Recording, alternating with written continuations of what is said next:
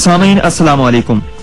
ہفتہ 19 مارچ کے خبرنامے کے ساتھ محسن سعید, محمد انور اور عمر فاروق آپ کی خدمت میں حاضر ہیں. پہلے اہم خبروں کا خلاصہ. فوکوشیما کے نمبر 1 جوہری بجلی گھر کے پہلے اور دوسرے ری ایکٹر کو بجلی کی فراہمی کا کام کامیابی سے مکمل ہو گیا ہے. فوکوشیما جوہری بجلی گھر کے گرد گایوں کے تازہ دودھ اور پالک کے اندر مقررہ حد سے زائد تابکاری عناصر کی موجودگی کا پتہ چلا ہے, اور لیبیا میں غیر ملکی فوجی مداخلت کے امکانات میں اضافہ ہو گیا ہے.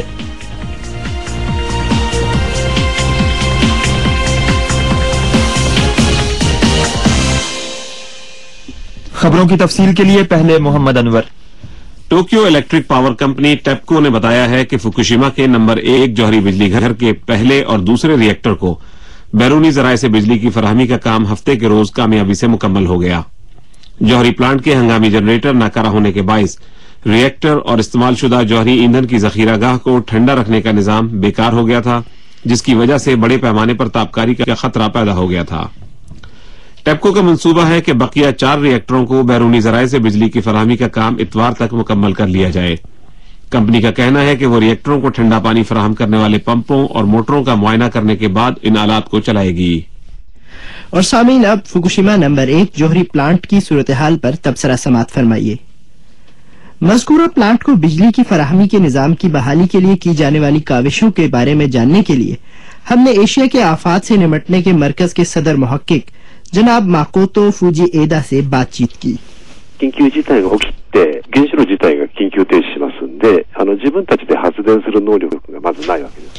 وہ بتا رہے ہیں کہ 11 مارچ کو آنے والے زلزلے اور سونامی کے نتیجے میں پیدا ہونے والی صورتحال کے باعث جوہری ری ایکٹروں نے کام کرنا چھوڑ دیا تھا اور پلانٹ بجلی پیدا کرنے کی صلاحیت سے محروم ہو گیا تھا. علاقے میں بجلی کی کمی کے باعث بیرونی ذرائع سے بھی پلانٹ کو بجلی کی فراہمی معطل ہو گئی تھی.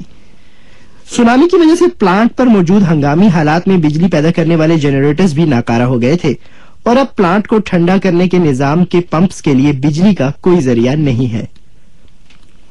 استعمال شدہ جوہری ایندھن اور ری ایکٹروں کو اندر سے ٹھنڈا کرنے کے لیے پانی کی بہت بڑی مقدار کو گردش کروانے کی ضرورت ہے. زمین سے پہلے ہی ری ایکٹروں میں پانی داخل کیا جا چکا ہے اور فضا سے ہیلی کاپٹر بھی پانی پھینک رہے ہیں. تاہم گرم مقامات پر پانی داخل ہوتے ہی گرم ہو جاتا ہے, اور ٹھنڈا کرنے کے عمل کے لیے بار بار ٹھنڈا پانی داخل کرنے کی ضرورت ہے. اگر بجلی مہیا کر دی جائے تو پمپس ٹھنڈا کرنے کا نظام سنبھال لیں گے. ری ایکٹروں کے لیے ہنگامی حالات میں بجلی پیدا کرنے کے جنریٹرز موجود ہیں جو ری ایکٹروں پر پانی پھینک کر انہیں ٹھنڈا کرتے ہیں. اگر ٹھنڈا کرنے کا یہ نظام دوبارہ کام کرنے لگے تو ری ایکٹر جلد ہی ٹھنڈے ہو جائیں گے اور ان کے اندر دباؤ کم ہو جائے گا. دباؤ کم ہونے کی وجہ سے بھاپ ری ایکٹروں سے باہر آنا بند ہو جائے گی. خیال کیا جاتا ہے کہ اسی بھاپ کے باعث زیادہ تر تابکار مادے فضا میں شامل ہو رہے ہیں. اگر بھاپ کا بہاؤ بند ہو جائے تو تابکاری سے پیدا ہونے والی آلودگی بھی بند ہو جائے گی. ایک اور چیلنج مرکزی کنٹرول روم کی بجلی پوری طرح بحال کرنا ہے, جہاں فی الحال بیٹریوں کے ذریعے بجلی فراہم کی جا رہی ہے, جس سے انتہائی کم سطح کی نگرانی ممکن ہے. اگر نگرانی کے نظام کو جلد از جلد مطلوبہ بجلی فراہم کر دی جائے تو پلانٹ کو پہنچنے والے نقصان کی اصل صورتحال سامنے آئے گی, اور خرابیوں پر قابو پاتے ہوئے پلانٹ پر کام کرنے والے عملے کے تحفظ کو یقینی بنایا جا سکے گا.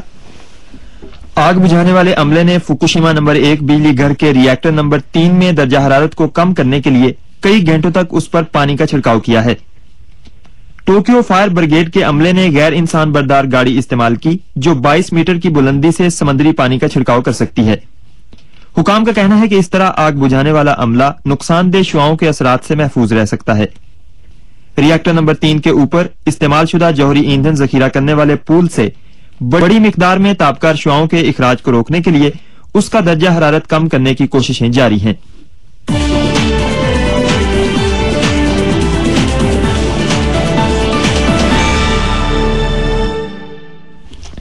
یہ خبریں NHK ورلڈ ریڈیو جاپان کی اردو سروس سے شارٹ ویوز کے 49 میٹر بینڈ میں 6200 کلو ہرٹز پر اور بعد ازاں شمالی پاکستان اور افغانستان میں میڈیم ویوز 900 کلو ہرٹز پر نشر کی جا رہی ہیں.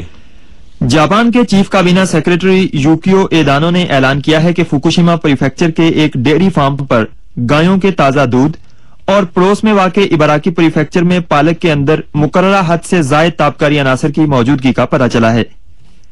جناب ایدانو نے ہفتے کے روز بتایا کہ تابکاری کی بلند سطح اور فوکوشیما نمبر 1 بجلی گھر کے حادثے کے درمیان ممکنہ تعلق کے مد نظر حکومت مزید غذائی مصنوعات کا معائنہ کرے گی۔ جناب ایدانو کا کہنا تھا کہ متاثرہ دودھ کے اوسط سالانہ استعمال سے انسانی جسم میں اتنی مقدار میں تابکاری داخل ہوگی جتنی ایک سی ٹی سکین سے داخل ہوتی ہے، جبکہ پالک کے سلسلے میں یہ مقدار سی ٹی سکین سے جذب ہونے والی مقدار کے تقریباً 5ویں حصے کے برابر ہوگی۔ حکومت جاپان نے بتایا ہے کہ فوکوشیما کے متاثرہ جوہری بجلی گھر سے 30 کلومیٹر کے فاصلے پر واقع ایک قصبے میں تابکاری کی سطح بدستور بلند ہے۔ وزارت سائنس نے فوکوشیما جوہری بجلی گھر نمبر 1 سے 30 سے 60 کلومیٹر کے درمیان کے 28 کھلے مقامات پر تابکاری کی پیمائش کے اعداد و شمار ہفتے کے روز جاری کیے۔ وزارت کے مطابق جوہری پلانٹ کے شمال مغرب میں 30 کلومیٹر کے فاصلے پر واقع قصبے نامیے میں صبح تقریباً 10:20 پر تابکاری کی بلند ترین سطح ریکارڈ کی گئی، جو 136 مائکرو سیورٹ فی گھنٹہ تھی۔ تاہم یہ سطح اسی مقام پر جمعے کی دوپہر کی تابکاری کی سطح 140 مائکرو سیورٹ فی گھنٹہ سے کچھ کم ہے۔ ٹوکیو یونیورسٹی کے شعبہ طب کے ایسوسی ایٹ پروفیسر کے ایچی ناکاگاوا نے بتایا ہے کہ اگر کوئی شخص مسلسل 1 ماہ تک 140 مائکرو سیورٹ کی تابکاری جذب کرتا ہے تو اس کی جذب کردہ کل تابکاری 1,00,000 مائکرو سیورٹ کی ذرہ رساں سطح تک پہنچ جائے گی۔ تاہم انہوں نے یہ بھی کہا کہ اگر لوگ زیادہ تر گھروں کے اندر ہی رہیں تو انہیں فکر مند ہونے کی ضرورت نہیں ہے۔ عالمی ادارہ صحت WHO نے اعلان کیا ہے کہ جاپان میں جوہری پلانٹ کے ارد گرد انخلا کردہ علاقوں سے باہر تابکاری شعاعوں کی سطح انسانی صحت کے لیے خطرناک نہیں ہے۔ ادارے کے ترجمان گریگوری ہارٹل نے جمعے کے روز جنیوا میں معمول کی پریس کانفرنس کے دوران ان خیالات کا اظہار کیا۔ ان کا کہنا تھا کہ انخلا کردہ علاقوں سے باہر تابکاری کی سطح انسانی صحت کے لیے نقصان دہ سطح سے کم ہے۔ انہوں نے کہا کہ WHO کو ایسی کوئی وجہ نہیں ملی جس کے تحت شہریوں کو متاثرہ علاقوں کے علاوہ جاپان جانے سے باز رہنے کا کہا جائے یا جاپان میں موجود غیر ملکی شہریوں کو ملک چھوڑنے کی ہدایت کی جائے۔ یاد رہے کہ کچھ ممالک نے اپنے شہریوں کو جاپان چھوڑنے کی ہدایت کی ہے، جبکہ کچھ ممالک اپنے سفارت خانے ٹوکیو سے اوساکا منتقل کر رہے ہیں۔ جاپان سے برآمد کی جانے والی غذائی مصنوعات کے معائنے کے بارے میں بات کرتے ہوئے انہوں نے خیال ظاہر کیا کہ زلزلے سے متاثرہ علاقوں سے کوئی غذا برآمد نہیں کی جا رہی ہے۔ ان کا کہنا تھا کہ اس بات کا کوئی خطرہ نہیں ہے کہ جاپان سے برآمد کی جانے والی غذائی اجناس تابکاری شعاعوں سے متاثر ہوں۔ دریں اثنا بین الاقوامی جوہری توانائی ایجنسی IAEA نے ٹوکیو کے مختلف مقامات پر تابکاری کی سطح کی پیمائش شروع کر دی ہے۔ قبل ازیں جمعے کے روز ٹوکیو میں ایک نیوز کانفرنس سے خطاب کرتے ہوئے IAEA کے ڈائریکٹر جنرل یوکیا امانو نے کہا تھا کہ حکومت کے علاوہ ایک بین الاقوامی ادارے کی جانب سے بھی تابکاری کی سطح کی پیمائش قابل ذکر اقدام ہوگا۔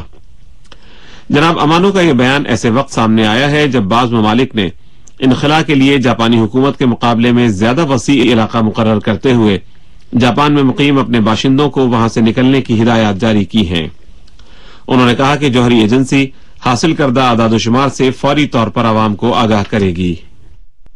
جوہری حادثے کے پیش نظر بین الاقوامی شہری ہوا بازی کی تنظیم ایکاؤ نے کہا ہے کہ فی الحال ایسی کوئی طبی وجوہات نہیں ہیں جن کے باعث جاپان کو آنے والی اور جاپان سے روانہ ہونے والی پروازوں میں کمی کی جا سکے۔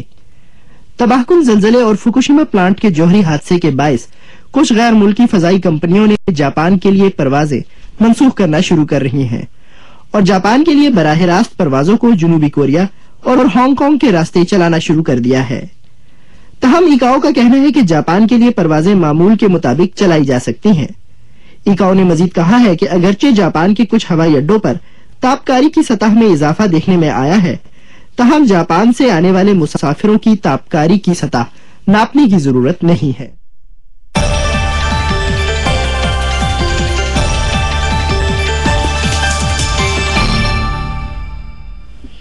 یہ خبریں NHK ورلڈ ریڈیو جاپان کی اردو سروس سے نشر کی جا رہی ہیں۔ جاپان کی پولیس نے گزشتہ ہفتے ملک کے شمال مشرقی علاقوں میں آنے والے تباہ زلزلے اور سونامی میں اب تک 7,348 اموات کی تصدیق کی ہے۔ 10,947 سے زائد افراد ابھی تک لاپتہ ہیں۔ پولیس کے تخمینے کے مطابق 1,20,000 سے زائد گھروں اور عمارتوں کو نقصان پہنچا ہے۔ ان میں سے تقریباً 14,400 زلزلے سے تباہ ہوئیں یا سونامی کے اندر بہہ گئیں۔ पुलिस ने यह भी कहा है कि जल्जले से कम 1500 मकामात पर सड़कों और पुलों को नुकसान पहुंचा। जल्जले के एक हफ्ते बाद एक नौजवान को उसके घर के मलबे से बरामद कर लिया गया है। बर्री सेल्फ डिफेंस फोर्स के अरकान ने हफ्ते के रोज मियागी प्रीफेक्चर के केसेन नुमा शहर के एक घर में कंबल में लिपटा हुआ एक नौजवान दरियाफ्त किया। नौजवान ने इमदादी कारकुनों को बताया कि वो पहली सुनामी के बाद घर से निकल गया था, लेकिन बाद में घर वापस आ गया और उसके बाद बेहोश हो गया था। डॉक्टरों के मुताबिक 20 के पेटे के उस नौजवान को कोई बड़ा जख्म नहीं लगा है और उसकी जान को खतरा लाहक नहीं है। लीबिया के शिमाल मशरकी इलाकों में हुकूमत और हिजब मुखालिफ की अफवाज के माबैन लड़ाई जारी है, जिसके बायस मगरबी ममालिक की फौजी मुदाखलत के इम्कानात बढ़ गए हैं। अक़वाम मुत्तहिदा की सलामती कौंसिल ने लीबिया की हुकूमत के खिलाफ फौजी इकदामात के हक में करारदाद मंजूर की थी, जिसके बाद लीबिया के वजीर खारजा मूसा कुसा ने जुमे के रोज इंदिया दिया था कि लीबिया हुकूमत मुखालिफ अफवाज के साथ फौरी तौर पर जंगबंदी करने के लिए तैयार है। ताहम शिमाल मशरकी शहर बिन गाजी में, जो हिजब मुखालिफ की अफवाज का मजबूत गढ़ है, लड़ाई का सिलसिला जारी है और इतलात के मुताबिक हुकूमती अफवाज वहां बमबारी कर रही है। हुकूमत मुखालिफ अफवाज ने दावा किया है कि उन्होंने एक हुकूमती जंगी जहाज को मार गिराया है, जो अक़वाम मुत्तहिदा की करारदाद की खिलाफ वर्जी करते हुए बिन गाजी के ऊपर परवाज कर रहा था। याद रहे कि अक़वाम मुत्तहिदा ने लीबिया के कुछ इलाकों को नो फ्लाई जोन करार दिया है। अमरीका, यूरोप और कुछ अरब ममालिक ने लीबिया के खिलाफ फौजी कार्रवाइयों में शरीक होने का इरादा जाहिर किया है। यमन और शाम में मजीद हुकूमत मुखालिफ मुजाहरों में कई अफराद हलाक व जख्मी हुए हैं। यमन में मुजाहिरीन एक माह से जायद अरसे से एहतजाज कर रहे हैं और सदर अली अब्दुल्ला स्वालेह के फौरी इस्तीफा का मुतालबा कर रहे हैं, जो 20 साल से जायद अरसे से इक़्तिदार में हैं। जुमे के रोज दारुल हुकूमत सना में हुकूमत की सलामती अफवाज ने एहतजाजी मुजाहिरीन पर फायरिंग कर दी। अस्पताल के जराये के मुताबिक कम अज कम 40 शहरी हलाक और 200 से जायद जख्मी हुए हैं। उधर शाम में, जहां हाल ही में हुकूमत मुखालिफ मुजाहरे फूट पड़े हैं, जुमे के रोज दारुल हुकूमत दमिश्क के जुनूब में दरा के मकाम पर कई हजार अफराद ने जमहूरियत के हक में मुजाहरा किया। सदर बिशार अल असद ने मुल्क में हंगामी हालत नाफिज कर दी है और वो मुजाहिरों को सख्ती से कुचलने के लिए तैयार नजर आते हैं। इत्तलात के मुताबिक सिक्योरिटी दस्तों की फायरिंग से कम अज कम 3 अफराद हलाक हुए हैं, जबकि अफरा तफरी में इजाफा हो रहा है। जापान में गुज़श्ता हफ्ते आने वाले जल्जले के बाद बहुत से गैर मुल्की शहरी मुल्क छोड़कर जा रहे हैं और टोक्यो के नारिता हवाई अड्डे पर ऐसे अफराद का हुजूम बढ़ता जा रहा है। तबाहकुन जल्जले और उसके बाद फुकुशिमा जौहरी प्लांट के हादसे के बायस जापान में मौजूद गैर मुल्की शहरियों में शदीद बेचैनी पाई जाती है। फजाई कंपनियों ने ऐलान किया है कि गैर मुल्की शहरियों के इनखला के बायस मुसाफिरों को एशियाई ममालिक जाने वाली चंद परवाजों का टिकट हासिल करने में दिक्कत पेश आ रही है।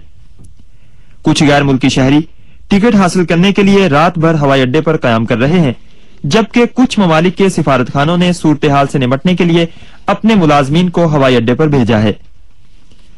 और सामईन, आखिर में आज की अहम खबरों का खुलासा एक बार फिर समाअत फरमा लीजिए। फुकुशिमा के नंबर 1 जौहरी बिजली घर के पहले और दूसरे रिएक्टर को बिजली की फराहमी का काम कामयाबी से मुकम्मल हो गया है। फुकुशिमा जौहरी बिजली घर के गिर्द गायों के ताजा दूध और पालक के अंदर मुकर्ररा हद से जायद ताबकारी अनासर की मौजूदगी का पता चला है और लीबिया में गैर मुल्की फौजी मुदाखलत के इम्कानात में इजाफा हो गया है। सामीन, इसके साथ ही NHK वर्ल्ड रेडियो जापान की उर्दू सर्विस से खबरें खत्म हुई।